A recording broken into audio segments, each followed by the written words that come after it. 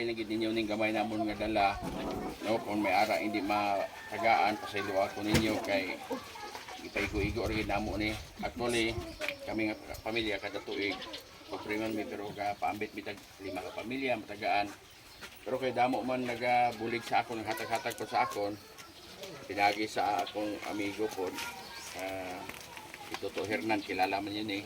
Padagan ko tanin ni kagawad, pero hindi magli ka mo di mutante, sige na lang. Tumbano na sabi mo.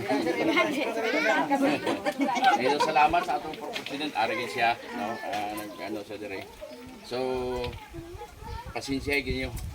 Ako si John sa Panghari. Mabatayan ko ninyo sa Radyo Ukay.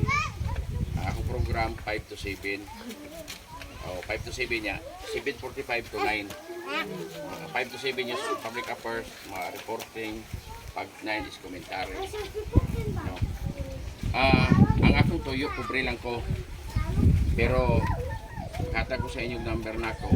Kung na may mga problema ginagmay sa ospital, kung na may gabulig sa inyo, kinanglanon ninyo ang Northern, kinanglan mo sa atuon mo sa Northern Mindanao Hospital, kinanglan Cagayan.